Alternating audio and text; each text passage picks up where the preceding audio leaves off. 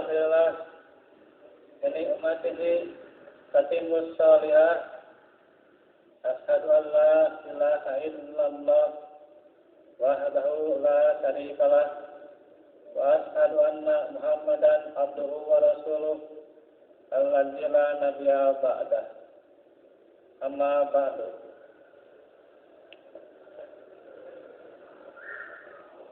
Allahumma bika amsayna wa bika asbahna wa bika nahya wa bika namutu wa ilaikal masir.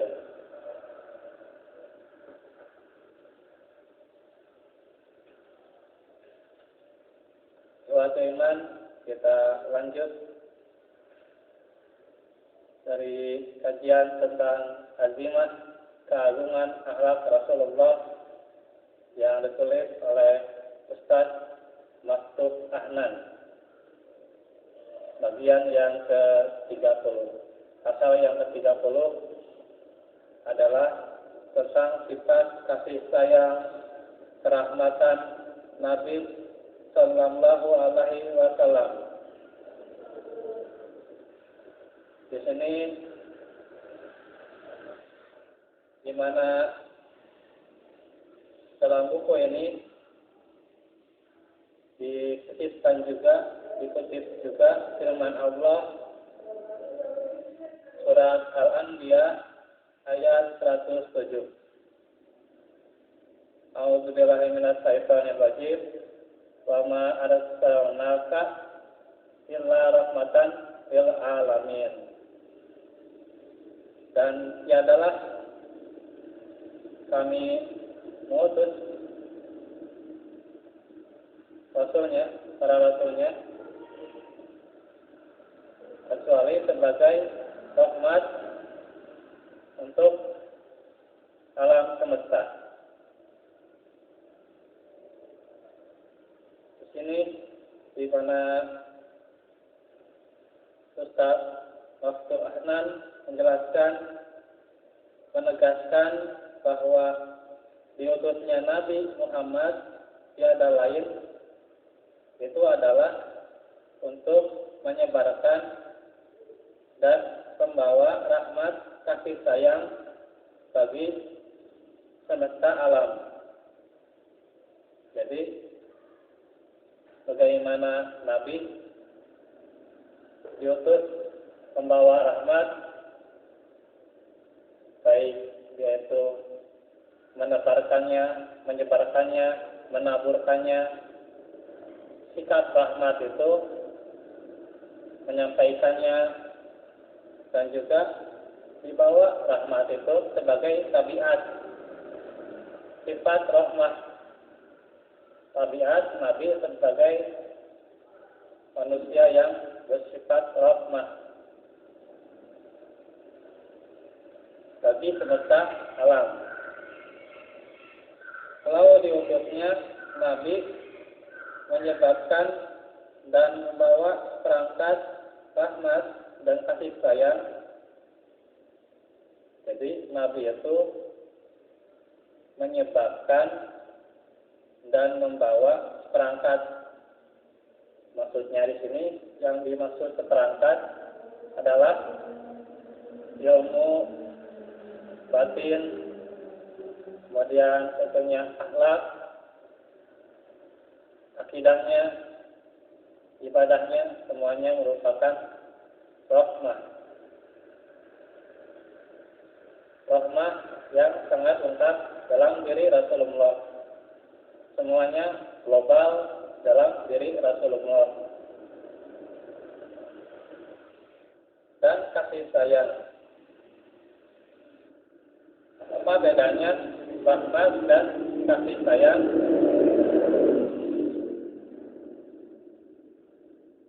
Rahmat secara bahasa, kalau kita lihat di kata dari lafaz Bismillahirrahmanirrahim, itu sama sebenarnya. Kalau kita membedakan dengan menyebut nama Allah yang Maha Pengasih, Maha Penyayang. Padahal itu namanya Sibgah mubalaghah. Jadi yang asalnya rahmat itu disibgohkan. Ada rahmat disibgoh jadi rahman atau rahim, menunjukkan bahwa ada kasih sayang yang Allah tunjukkan umum dan juga ada yang tunjukkan khusus. Nah, disinilah rahmatnya.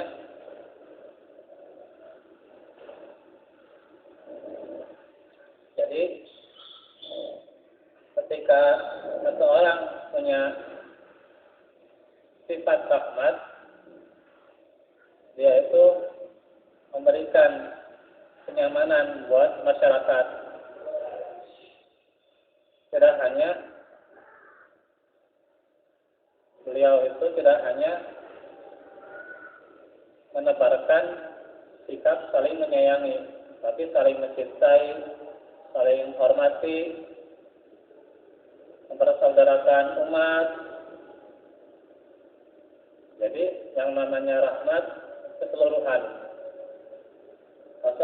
dari sifat-sifat Nabi yang penuh dengan keagungan. Kalau rahim itu kan kalau lihat sifat Allah akan menjadi rahmat bagi orang-orang yang beriman di hari kiamat. Jadi kalau rahmat secara keseluruhan baik bagi Allah, maka itu adalah sifat keseluruhan bagi Allah.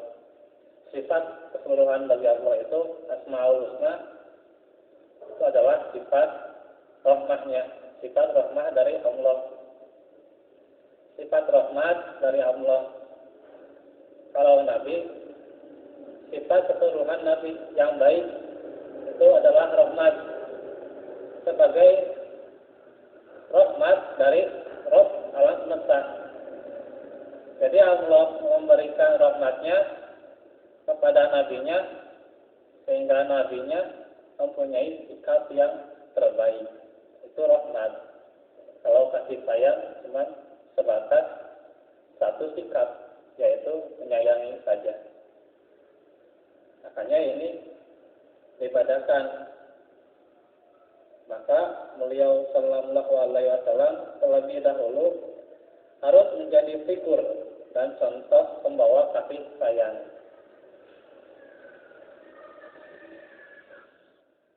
Ya, ini kan Rasulullah sebagai uswatun hasanah. Laqad kana lakum fi uswatin hasanah. Dalam diri Rasulullah itu ada uswah hasanah.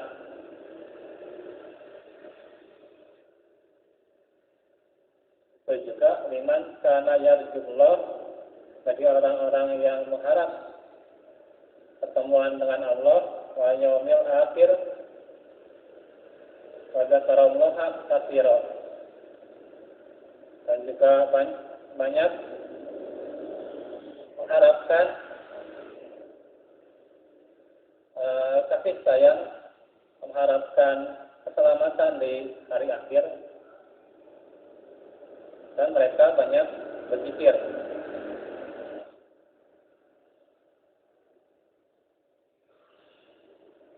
Dan memang benar terbukti dalam kehidupan sehari-harinya Rasulullah Sallallahu Alaihi Wasallam adalah sosok mulia, manusia yang punya akhlak yang mulia, yang berakhlak kasih sayang.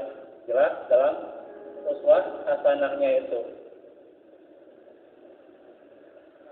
menciptakan suasana islah, kedamaian, kemesraan, kekeluargaan, menyeluruh sifat Rasulullah. Rahmat dan kasih sayangnya yang dibawa oleh Nabi itu sifatnya menyeluruh. Maksudnya meliputi alam semesta. Rahmat dan kasih sayang kepada kaum mukminin. Begitu juga rahmat dan kasih sayang kepada golongan kafir maupun munafikin. Walaupun orang-orang kafir, munafikin, musyrikin sangat membenci Nabi, tapi Nabi memberikan uslub, cara yang indah. Beliau tetap menyayangi mereka, walaupun tentunya tidak mengikuti ibadah mereka, tetapi disayangi sebagai manusia biasa. Jadi sangat terasa sekali. Sampai banyak dari bangsa Quraisy yang masuk Islam karena sifat akhlak Nabi yang ditunjukkan ini. Dan juga kita lihat bagaimana nanti kisah-kisah yang dijelaskan di sini. Tidak mau banyak panjang-panjang saya tentunya hanya menjelaskan sebagai muqaddimah pendahuluan dari beliau bahwa rahmat bagi segenap umat manusia, bahkan rahmat serta kasih sayang kepada alam hewan, pada tumbuhan, hewan sangat terasa. Adapun mengenai kasih sayang rahmat Rasulullah terhadap kaum mukminin, maka dengan tegas dinyatakan oleh Allah melalui firman-Nya, yaitu surat At-Taubah ayat 128. Surat 9 ayat 2 ayat terakhir. 2 ayat terakhir surat ke-9, surat At-Taubah. Kita lihat.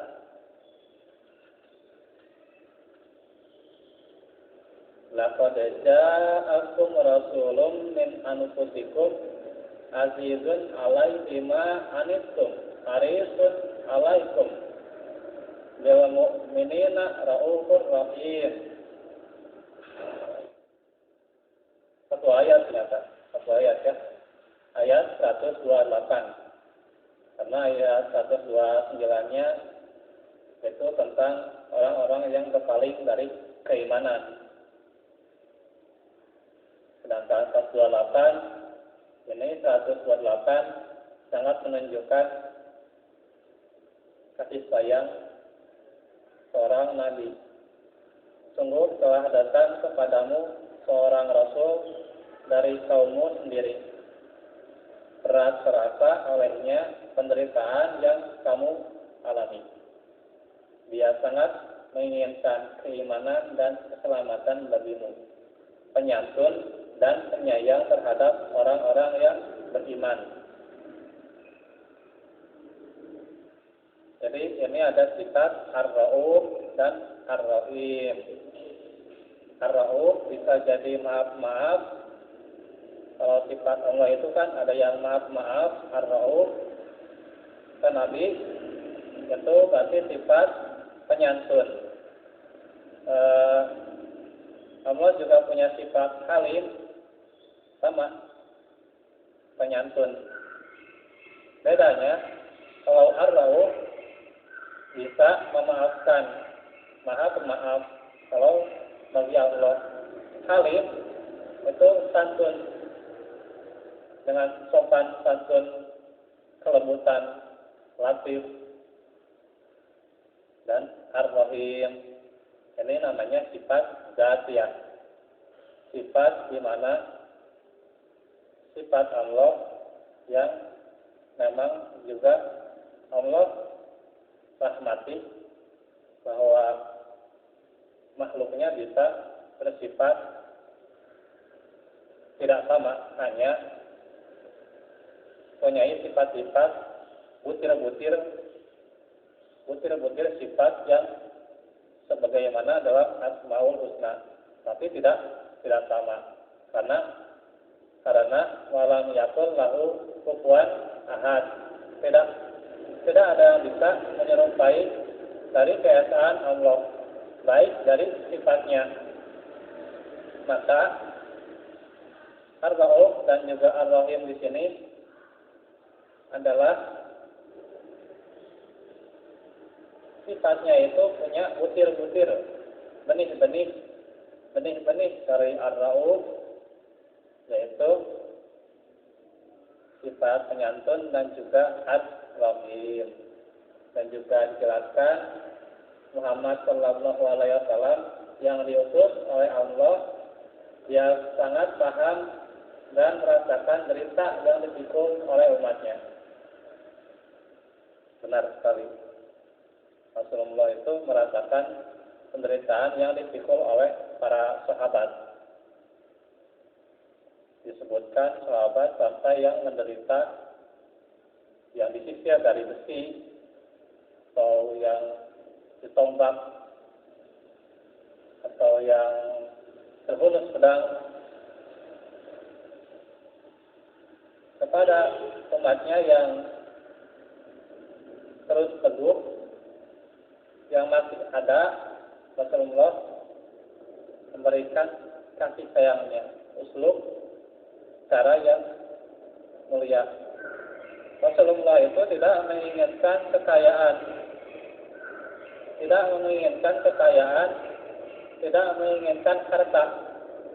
Bahkan Rasulullah tidak mewarisi dirham maupun dinar.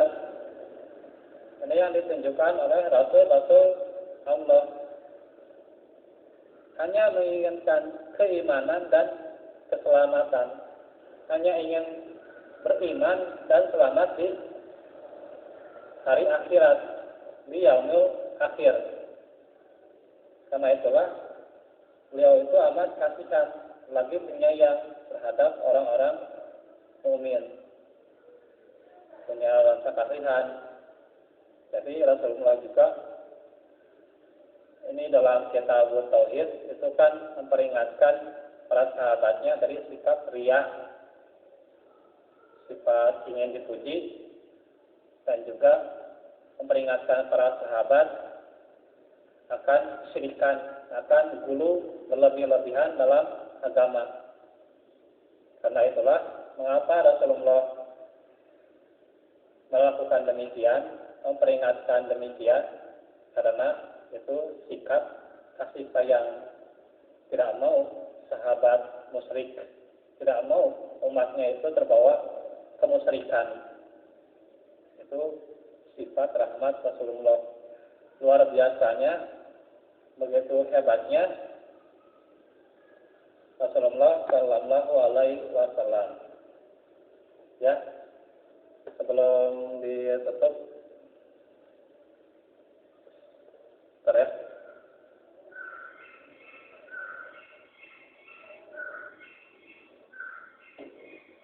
ya, ini ada pertanyaan, tapi ini mungkin sudah lama dan kemarin sebenarnya DKM Masjid Arisalah itu sempat sebenarnya heboh gitu ya. Ada seorang ibu yang cerai dengan suaminya. Itu kan si ibu itu minta tolong kepada ketua DKM, malah kepada saya. Yang aneh sebenarnya ada singgungan-singgungan dari si mantan suami. Katanya harus ke ustadz ini, ke ustadz itu, sambil memuji ustadz ini, memuji ustadz itu. Kayaknya saya mengingatkan bahwa sebenarnya tidak boleh kita taklid atau gulu kepada Nabi saja berlebihan, tidak boleh, apalagi kepada manusia biasa seperti kita. Walaupun kemarin itu benar-benar luar biasa, sampai-sampai saya dimarahi sebenarnya, karena mungkin tidak tepat, apalagi sedang ada yang sholat. Sebenarnya tidak begitu juga. Tapi uslub itu kan metode, saya kan bicaranya sederhana. Tapi ada yang bicaranya spontan, marah-marah, ketua yang bahaya sebenarnya. Yang kemarin itu seperti itulah kejadiannya. Spontan marah-marahnya itu, bukan terencana. Kalau terencana sih masih wajar, tapi ini spontan. Itu yang tidak baik sebenarnya. Jadi kalau yang namanya harta gonong ini itu ya, saya sebenarnya belum pelajari secara khusus, tapi saya melihat di Ahmad Zain, melihat di surat An-Nisa di Pesek Al-Baqarah, seorang wanita yang nusyuz, yang tidak taat kepada suaminya, kemudian hartanya ketika cerai berikan ke ridhonya, maka si istri tidak ridho.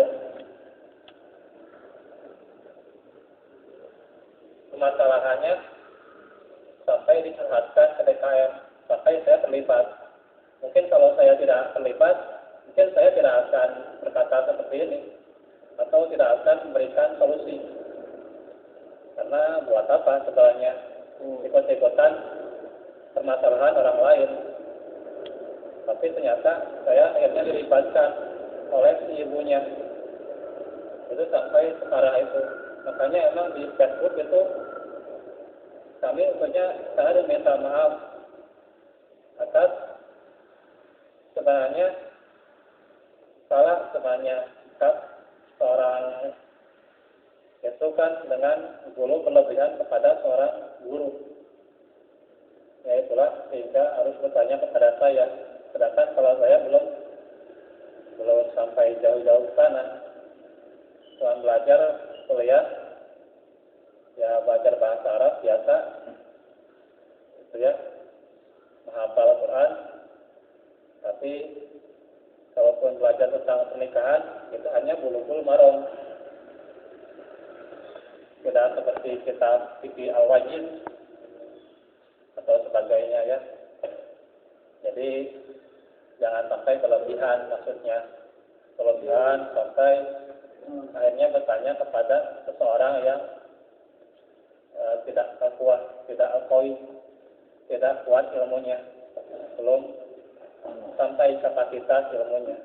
Tapi alhamdulillah saya kemarin menemukan sumber dari Ahmad Zain, Ustadz Ahmad Zain mengatakan bahwa itu hanya kesepakatan seorang istri dan suami. Jadi jangan kesikutan sebanyak guru itu, guru atau di DKM gitu ya. Jangan ikut-ikutan. Jadi memang kasus seperti itu semoga tidak terulang lagi gitu ya. Ya tentunya kita selaku DKM tentunya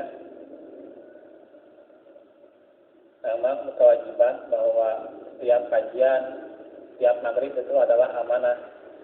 Kita sampaikan bahwa setiap maghrib itu amanah, sehingga misalnya ada jamaah yang berlebihan, insya Allah tidak akan terjadi lagi. Sampai bertanya-tanya kepada risalah, itu kan risalah juga tidak sampai belajar seperti itu, dia itu. Ya, jadi itu memang karena kita belum sampai target fikih al-wajib. Fikih kita baru as-salatul mu'min, sikap-sikap sholat orang mukmin. Hukum belum gitu ya, belum sampai fikih al-wajib. Itu mah nanti kalau sudah dalam gitu ya, sampai kita Bulughul Maram.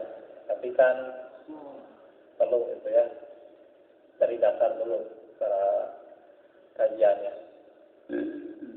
Ya, dan nanti ini jadi masalah itu mohon supaya kita memaklumi, mungkin karena kekurangan dari kitanya atau kekurangan juga dari jamaah. Ada beberapa bab sebenarnya. Ini kasih sayang Nabi itu ada kasih sayang Nabi kepada kaum muslimin, kemudian kepada orang-orang musyrik juga Nabi menyayanginya walaupun mereka membencinya, tidak mau beriman, tapi Nabi tetap menyayanginya. Terus ada juga kasih sayang terhadap anak-anak yatim, piatu, dan juga janda. Janda juga dikasih sayang ya. Ada di sini. Terus kasih sayang Rasulullah kepada budak atau hamba sahaya. Dan yang terakhir yaitu dalam pasal 30 itu adalah kasih sayang Rasulullah terhadap binatang atau hewan. Ini satu pertanyaan tentang tilawah yang sudah dijawab dulu. Mungkin kurang jelas kalau lewat SMS ya. Tapi memang di Al-Quran tentang tilawah itu banyak sekali penjelasannya.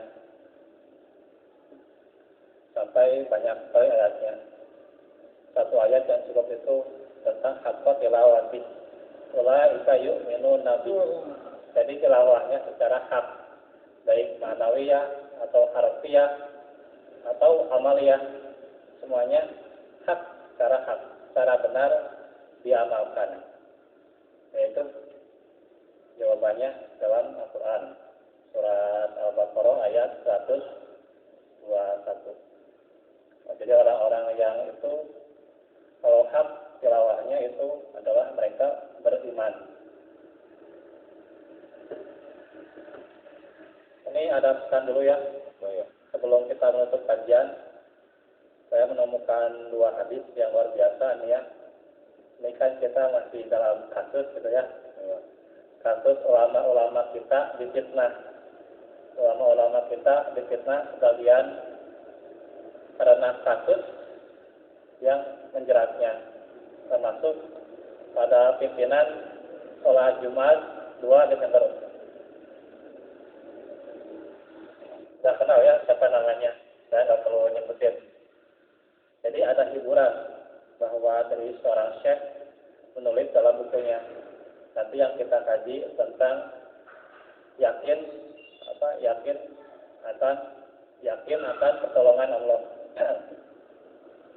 Hadisnya innallaha yang suruh kabil ummati bidoi fiha bida'watihim wa sholatihim wa ikhlasihim.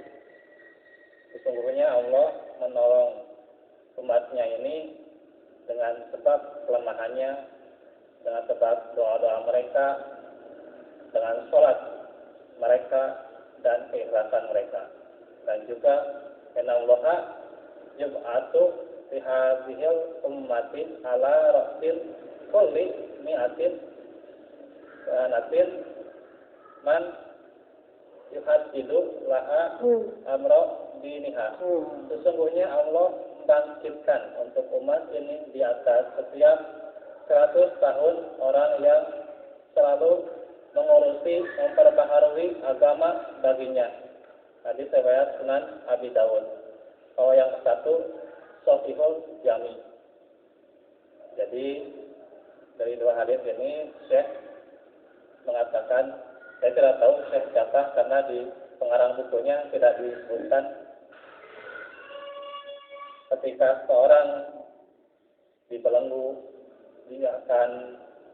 dia itu akan ditahan di sel, di penjara, ditangkap di setiap tempat. Seorang guru itu maka setiap tentunya walaupun ditangkap, sungguhnya bersungguh-sungguh kita itu. Kata saya itu bahwa Allah menolong dengan sebab doa-doa kita, sholat kita, dan ikhlas kita. Masya Allah. La haula wa la quwata illa billah. Tetap ada pertolongan Allah. Kalaupun misalnya dia di penjara, Ustaz itu ya di Radio Roja mengatakan bahwa jangan sampai kita langsung teriak jihad. Itu kan saya sudah jelaskan tentang uzinaril ladzina yuqataluna bi annahum zulimu. Itu az-zulim itu bukan ketika baru satu orang dizalimi. Ini baru satu orang atau beberapa orang dizalimi sudah mulai sikap jihad perang, maksudnya itu tidak baik.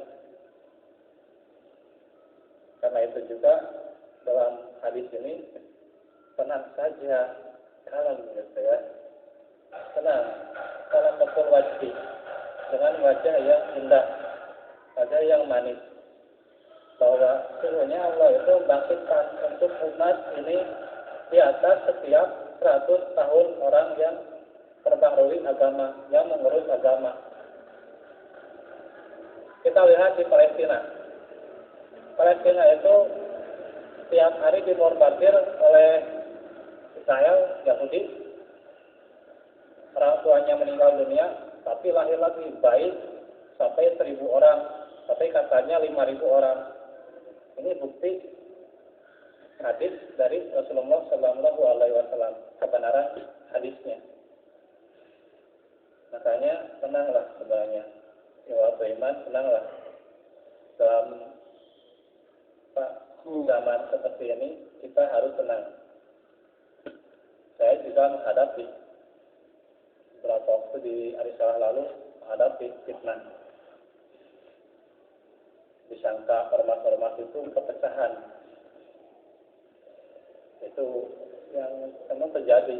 Kesananya akhirnya terus gitu ya. Sampai pimpinan sholat Jumat 2 Desember itu difitnah gitu ya. Makanya ini fitnah ulama, kriminalisasi ulama, semuanya tenang saja sebenarnya. Allah sudah persiapkan pertolongan bagi kita. Kalau tetap dia di penjara, kita tetap sebenarnya tenang. Karena Allah telah persiapkan pertolongannya kepada kita. Syukur-syukur tidak di penjara. Seperti yang kita harapkan, tidak di penjara. Kita harapkan dia selamat, baik-baik saja. Kalaupun di penjara, Allah siapkan pertolongan dari kita. Jadi tenang saja.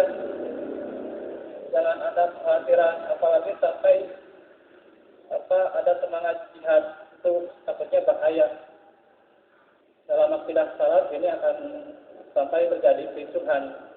Takutnya itu kan sampai memang salafi itu takut kalau misalnya nanti memang si pemimpin ini di penjara, takutnya nanti bakal terjadi kericuhan yang lebih sangat lagi. Makanya ini kita itu tenang saja bahwa kita punya senjata, doa-doa kita, sholat kita, ikhlas kita, tiap ibadah kita. Apalagi Allah juga membangkitkan setiap umat ini. Allah bangkitkan satu orang di penjara, Allah bangkitkan kader-kader yang lain, bangkitkan lagi kader-kader yang terus memegang teguh adil ini. Nah, disitulah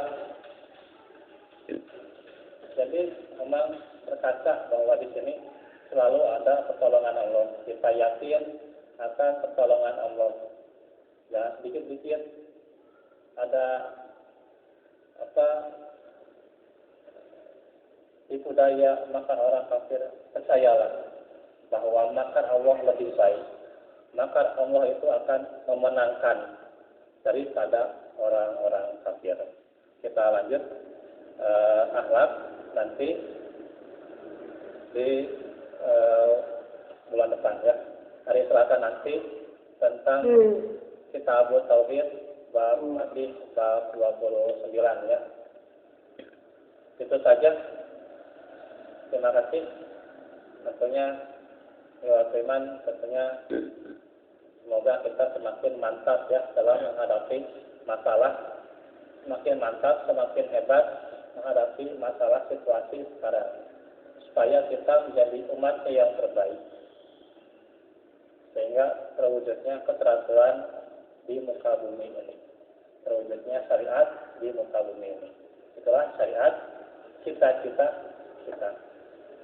Rabbana la tuzigh qulubana ba'da idh hadaytana wa hab lana min ladunka rahmah innaka antal wahhab. Rabbana atina fid dunya hasanah wa fil akhirati hasanah wa qina adzabannar.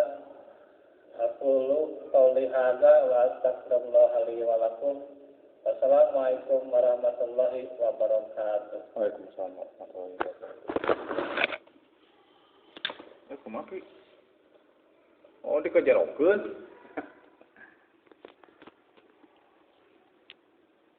Alhamdulillah, khawatiman selesai sudah. Saya risalah di Masjid Al-Jariyah.